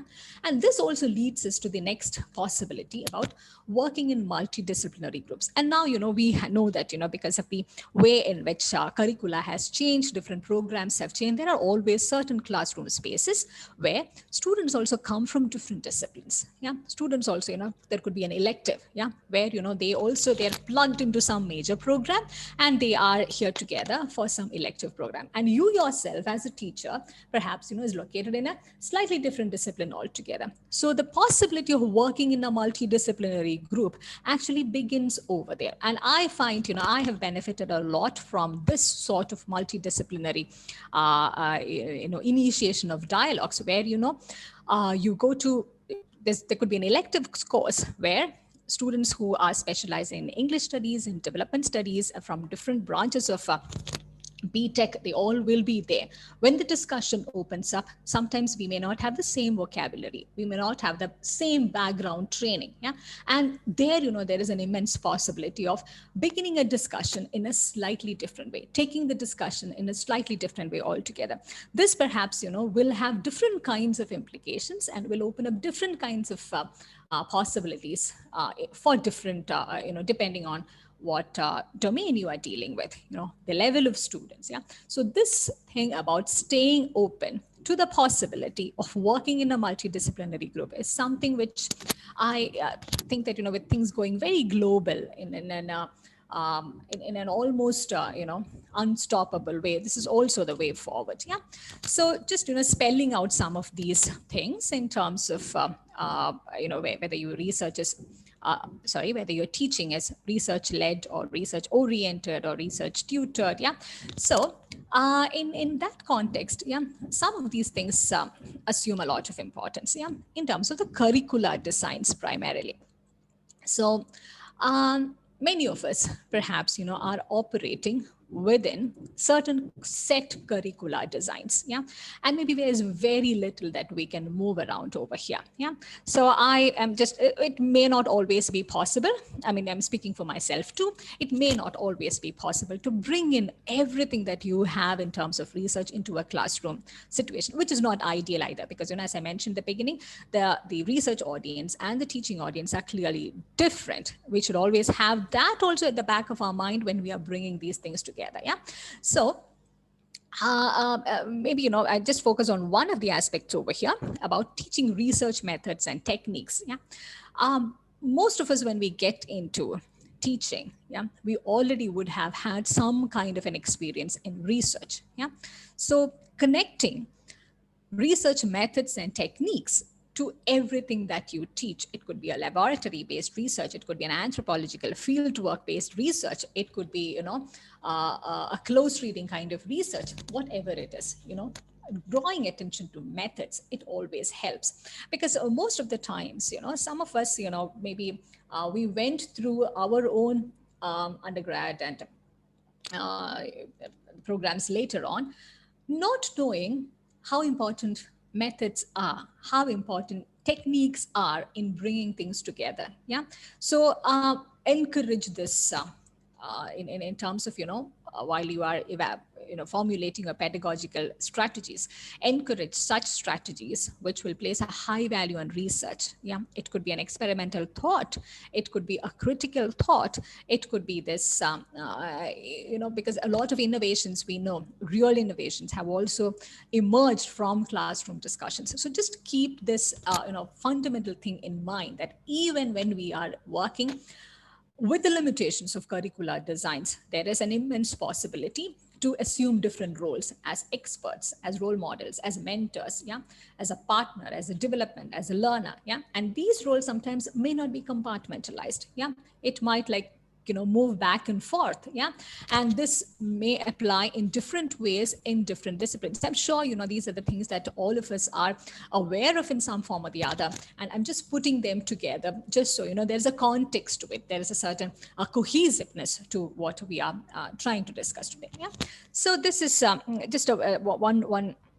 There's no right or wrong model over here. Like, if there are, depending on our disciplines, depending on the kind of research that one is drawing from, and depending on the kind of synergy, because certain disciplines and certain topics lend themselves more to a research oriented discussion than the other topics. We know that there's no right or wrong model in this. And one cannot say that the student should always be the participant. Maybe in a single in a single session of, let's say, a 50-minute session, there will be certain phases within the classroom process, yeah, where the student is an audience, and then the student will move on to become a participant. And maybe this movement could be back and forth too. The student may have to move back to the audience position too. And in terms of the emphasis too, yeah, sometimes you need to focus on the products of research which are already there, yeah. And sometimes you may have to pay attention to the process of it, yeah. The emphasis on the process, I find that very fascinating, irrespective of the discipline, because most of the times, yeah, we do make sure that the student is there as a participant, student is there as an audience, and we emphasize and sometimes even overemphasize the products of research. This is what happened. This is the theory which came out, this is the let's say, the product, literally the product which came out of it. But the process, research actually happens in that process, yeah. And if we are able to cull out the process which was part of it before it arrived here. What was it before? It could have been a series of failed experiments. It could have been a series of thoughts, half-baked thoughts. It would have been a series of philosophies or, ways of thinking which were not considered acceptable. Yeah. So that process, the foregrounding of that process becomes important. That is where the students, that whatever element, that thinking aspect, that begins to tick, yeah. And I'm not really, we also have to stay very realistic when we are talking about these pedagogical practices. It's not like, if there are, like, say, 60 students in a in one class, it's increasingly getting difficult with things going virtual. There are limitations as well as strengths, of course. So it may not be possible to resonate in such ways with all of them. But I guess that's the same with that law of average applies to almost every situation. So one needs to be kinder to oneself as a teacher and a researcher when we are putting out these expectations out there too. And then the learning expectations of different students will be different too. Yeah. So the point is, yeah, this ability, this willingness to engage with the process of research, yeah, which is what I also want to do very quickly in the rest of the, yeah, we're also running out of time. I'll make it very quick. Yeah. So we have a Center for Memory Studies here at IIT Madras, which is part of an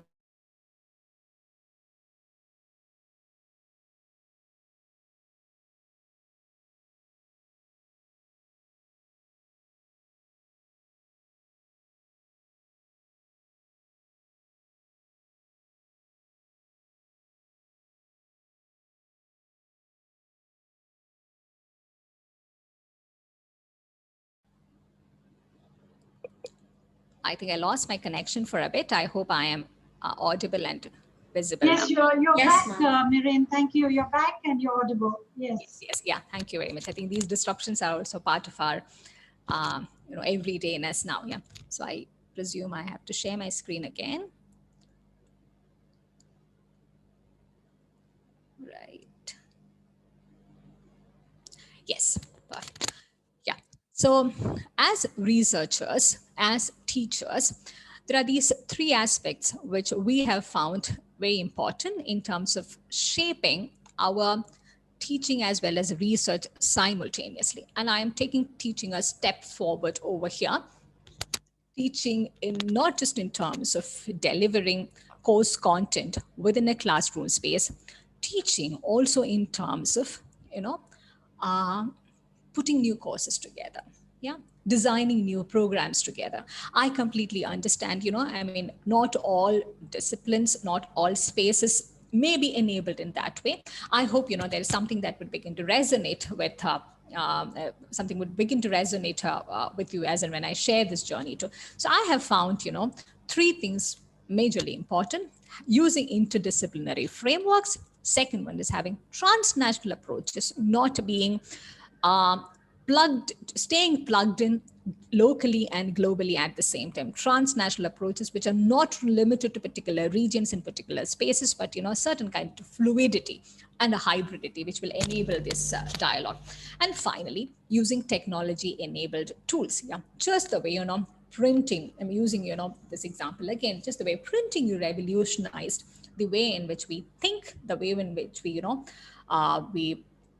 store documents, the way in which we refer back to documents. In that way, particularly in humanities research, I think it's important to relook at the ways in which technology has rewired and is continuing to rewire the way we think, the way we remember, the way we identify ourselves. Yeah. So I find these broad things very useful in informing some of our work. Yeah.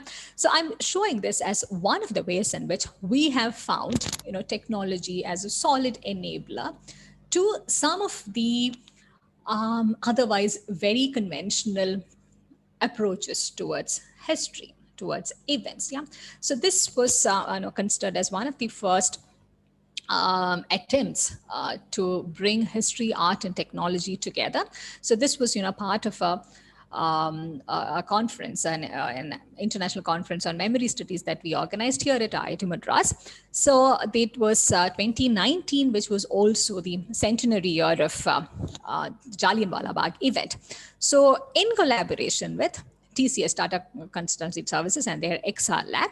So we try to conceive and generate an AR animated, AR is augmented reality, an AR animated mural artwork. Yeah.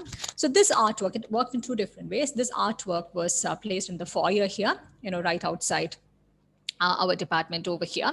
It was, I mean, this, there are also, our own images over here for you to get a sense of the size. Yeah.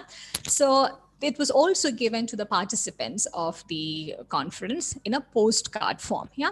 So this was the idea behind it. There was a QR code, yeah, placed in the corner, as we could see over here. This was actually a QR code.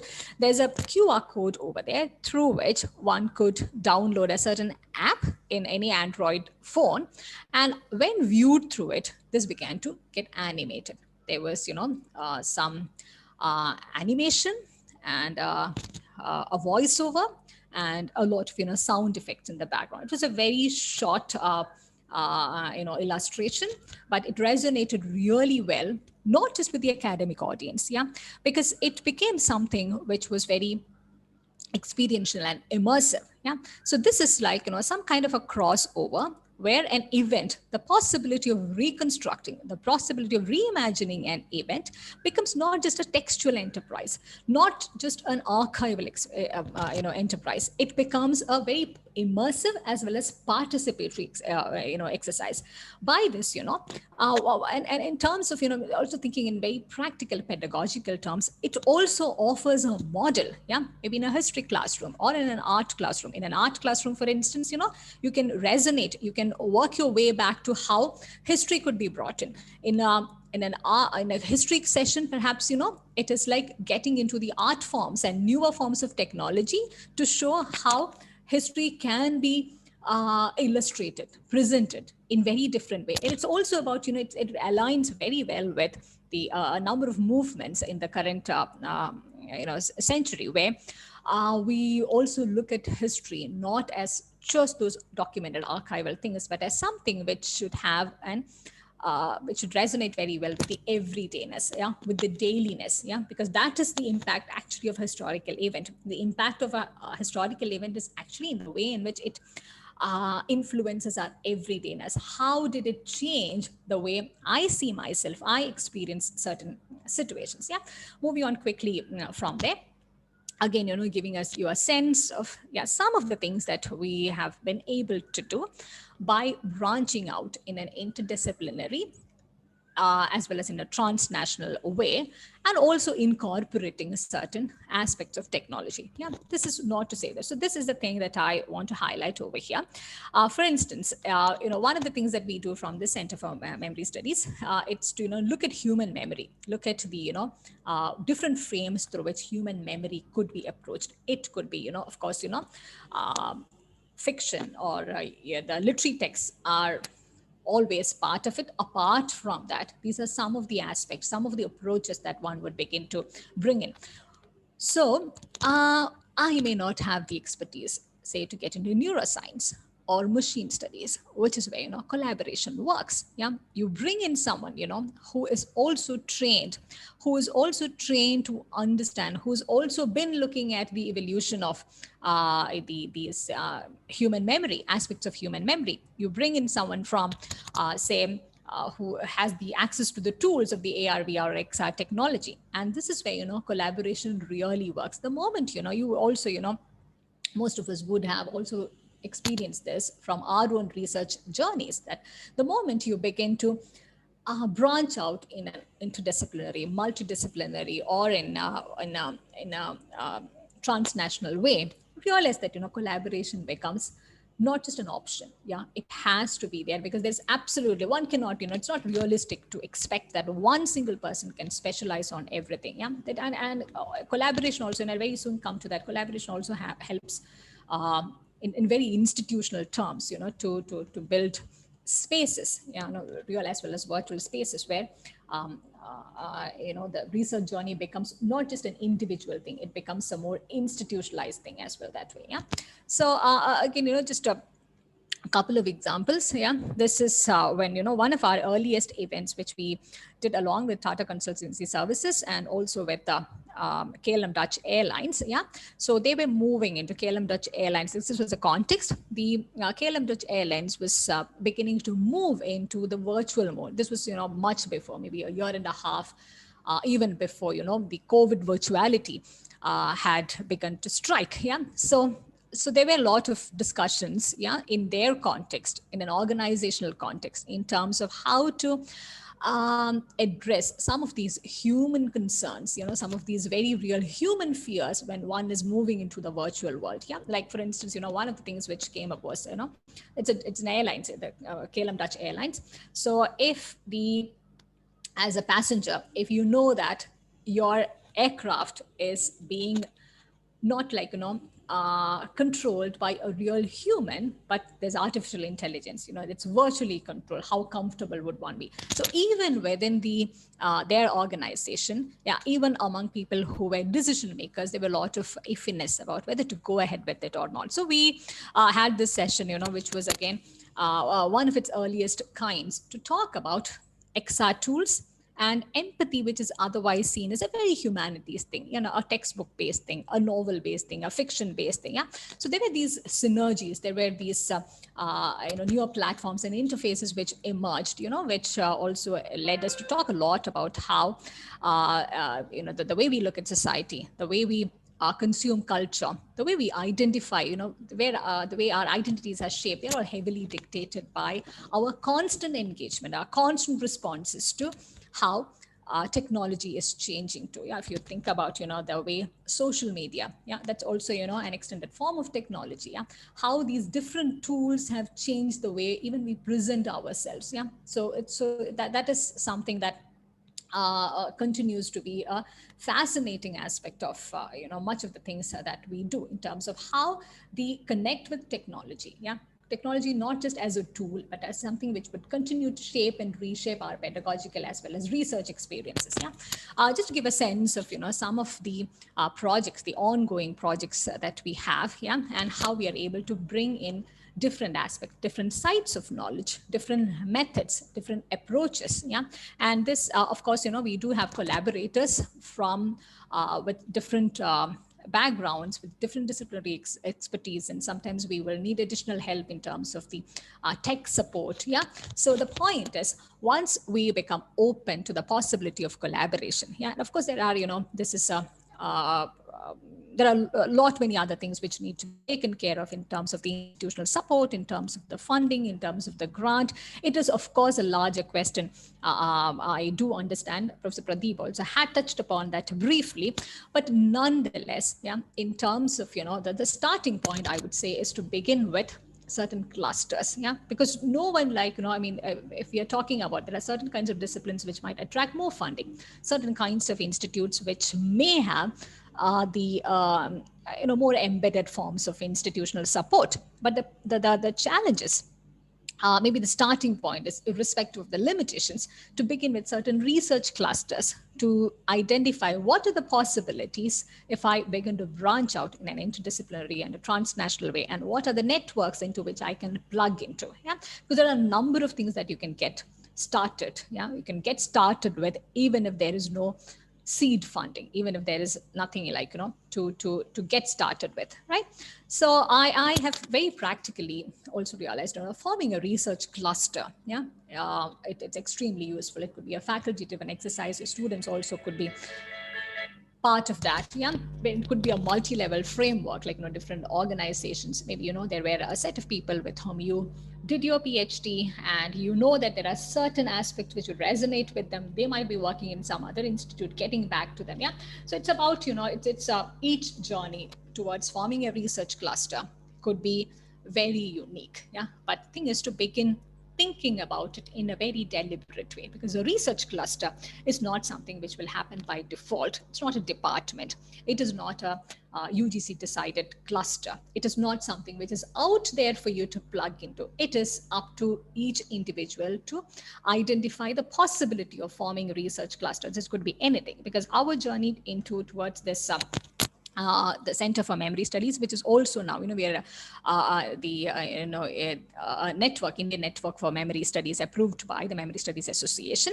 So Dr. Parvi and I started off as a research cluster with just a small set of research students who were with us at that moment. Yeah, so it's important to get it started, and I can assure you, each journey will be different. Yeah, but it is quite worth beginning this, because that is the starting point of having that critical space, yeah, for interdisciplinary research and collaboration. Yeah, and I'm sure Stella Maris already has that ecosystem, but I honestly do not know too many colleges and universities where this sort of ecosystem is very deliberately fostered. Yeah, there is a series, Research Matters series itself. Yeah, so I do think that the momentum is already there to get it started.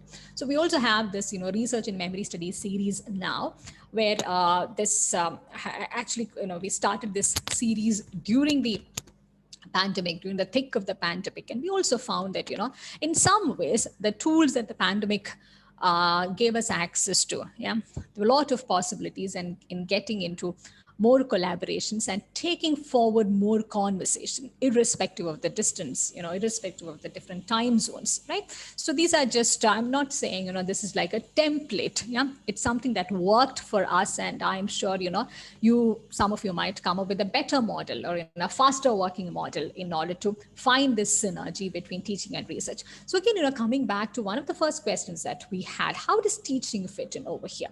Because the audience over here in all of our approaches, whether we are doing a project or whether we are, it says discussion or a lecture series, yeah, we find that the line between, the line which divides the teaching audience and the research audience, it's increasingly blurring, yeah, and the possibilities are growing up too. And I do feel that, you know, this is a time, irrespective of the challenges of these times, this is also a time to take advantage of these blurring lines, you know, the blurring lines between research and teaching, where access has suddenly opened up. Yeah, it's no longer like, you know, a faculty-driven event or a student-driven event. We all need to be in this together, because, you know, certain people are needed to enable technology. Certain, you know, it's a different kind of organizational, say, tools all together, right?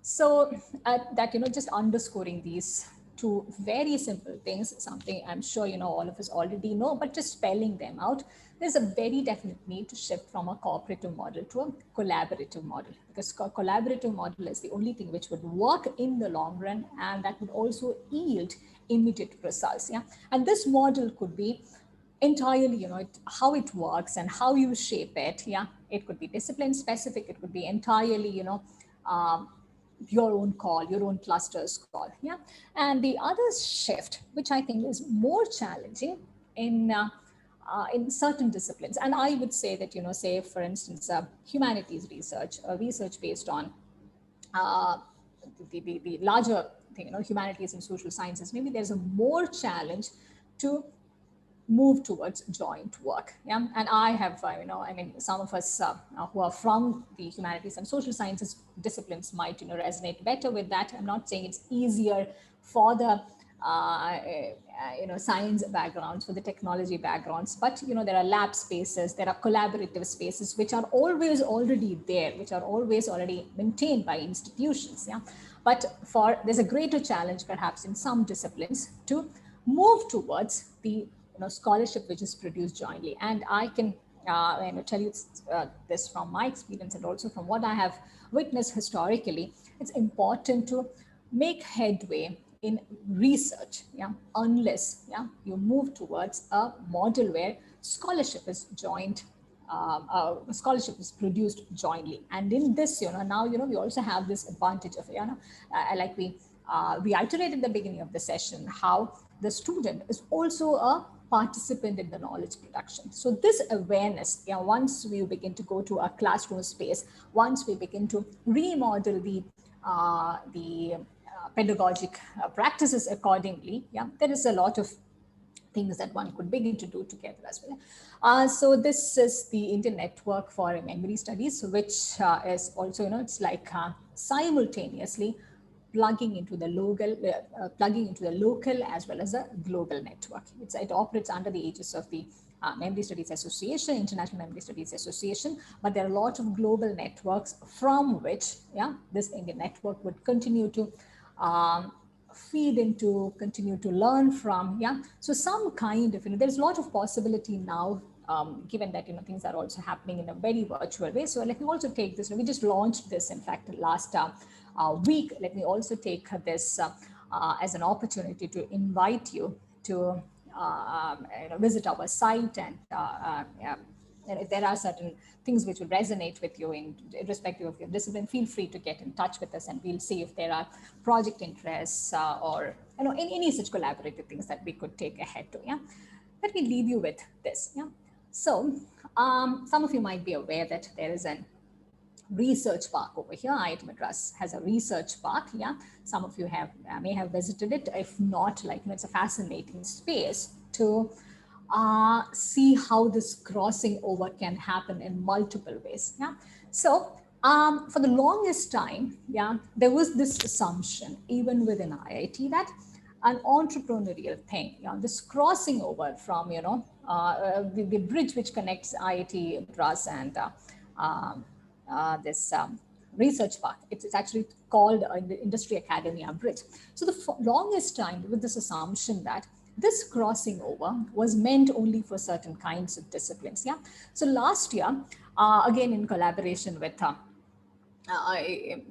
in collaboration with other faculty, I could get this initiated with, you know, we have an incubated private limited company, Skillscapes Private Limited, yeah, which, you know, I won't go into the details of it. This is just to showcase that these crossovers are possible in these days and times, because the institutional support, the market conditions, if you may put it that way, the possibilities are immense. Yeah. So I leave this as a note of encouragement for those who would want to consider the crossing over into research or even into the entrepreneurial skills in whichever way, the journey shapes up for you. Yeah, just as a final note, just since I'm mentioning this, it also, a lot of internship opportunities coming up in our office space at the research park. If some of you, particularly for the ones who are from the humanities backgrounds, or, if you're interested in some graphic designing and those sort of opportunities. And in any case, please get in touch with the team and write here, and then we'll be happy to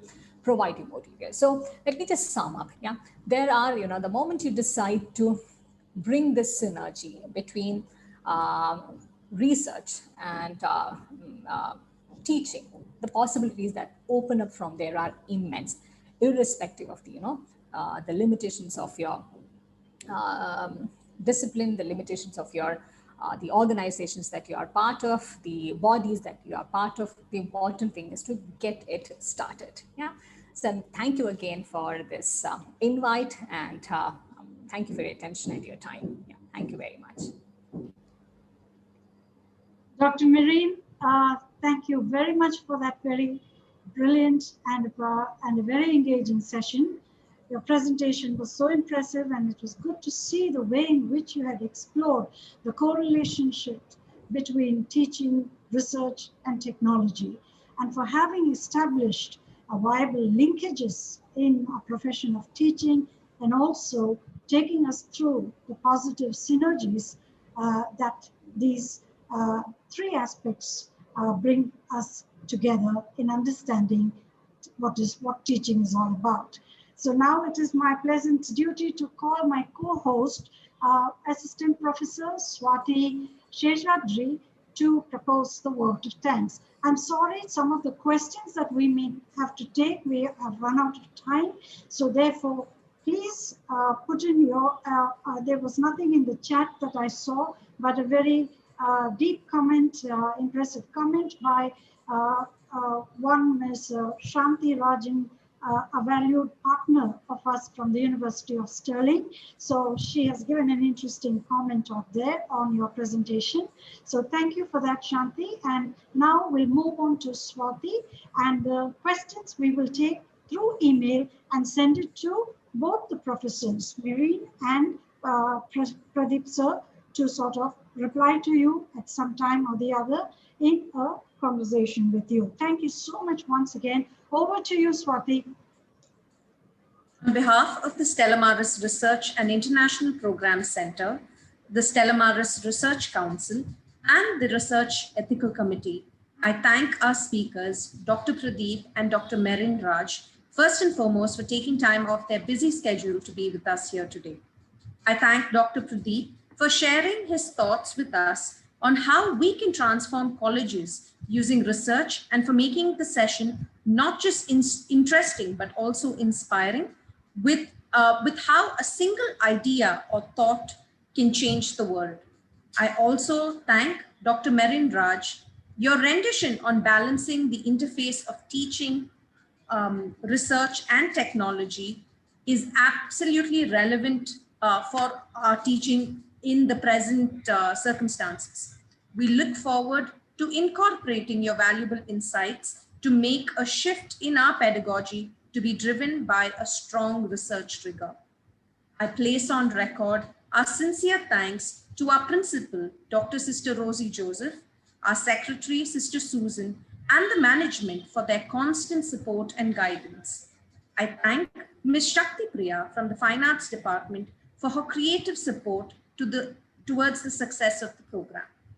A big thank you to Dr. Mary, Dr. Miruna, and Ms. Charulata for their support towards the program. A program will not be successful without the support of the participants.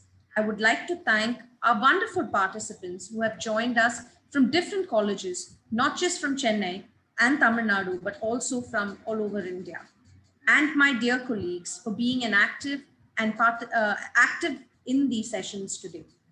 Thank you all for joining us this morning. Please do join us tomorrow by 9:50, and the program will begin for day 2. Thank you. Thank you very much. Thank you.